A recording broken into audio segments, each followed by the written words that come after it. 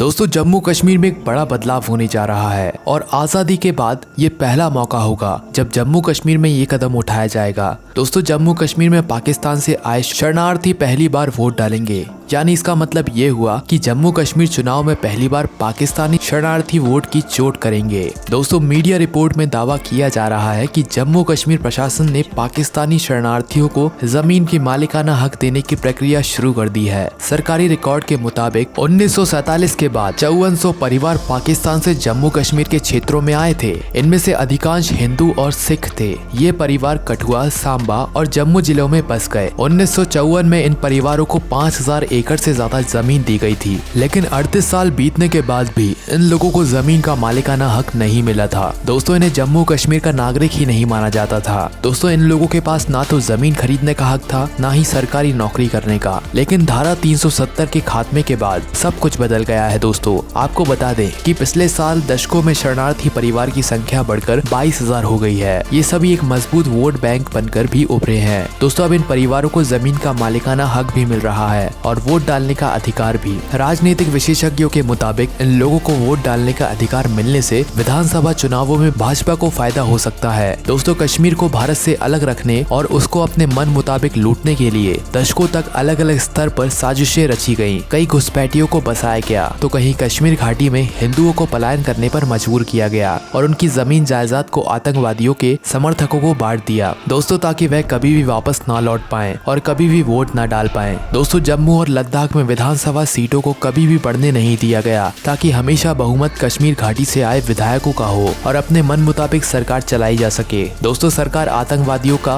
और अलगावादियों का समर्थन करती रहे। दोस्तों यहाँ तक कि हजारों किलोमीटर से आए रोहिंग्या घुसपैठियों को जम्मू में बसाया गया ताकि वहाँ डेमोग्राफिक बैलेंस बिगाड़ा जा सके। दोस्तों रोशनी एक्ट की आड़ में सरकारी जमीनों पर कब्जा किए गए और वहाँ पर अलगावादियों के समर्थकों को बसाया गया। दोस्तों इसका इरादा वही था कि किसी तरह जम्मू कश्मीर का डेमोग्राफिक बैलेंस बिगाड़ा जा सके। दोस्तों यहाँ तक कि बंटवारे के बाद पाकिस्तान से आए हिंदुओं और सिखों को कभी भी वोट डालने का अधिकार मिलने नहीं दिया गया ताकि कहीं बहुमत हासिल करने में रुकावट न आ जाए। लेकिन दोस्तों धारा 370 हटने के बाद सारा खेल पलट गया। दोस्तों अब कश्मीर घाटी में विस्थापित हिंदुओं की वापसी की शुरुआत भी हो रही है और रोशनी एक्ट का खेल भी खत्म हो चुका है और अब बंटवारे के बाद आए हिंदू और सिख शरणार्थी वोट भी डालेंगे और लाखों की तादाद में कश्मीर वोटर की लिस्ट में भी जुड़ेंगे। दोस्तों अब बंदूक की दम पर हासिल की गई आतंक की सत्ता तो खत्म हो गई। अब वक्त है लोकतंत्र के खिलाफ षड्यंत्र करके और वोटों की जुगाड़ करके सत्ता हासिल करने का खेल खत्म करने का। तो दोस्तों आखिरकार कश्मीर में रह रहे हिंदू और सिख जो बंटवारे के वक्त पाकिस्तान से कश्मीर में आकर बसे थे, उनको अपने देश में इज्जत का जीवन, नागरिकता और रहने के लिए अपनी खुद की जमीन प्राप्त होने का मौका मिला है। दोस्तों वाकई ये मौका इन लोगों के लिए कोई बहुत बड़े वरदान से कम साबित नहीं होगा, क्योंकि इन लोगों को दशकों से बहुत सारी परेशानियों का सामना करना पड़ा है और बहुत सारी खुशियों को कुर्बान करना पड़ा है। दोस्तों इनमें से बहुत से लोग ऐसे हैं जो इन खुशियों का इंतजार करते करते अपनी आधी से ज्यादा उम्र बिता चुके हैं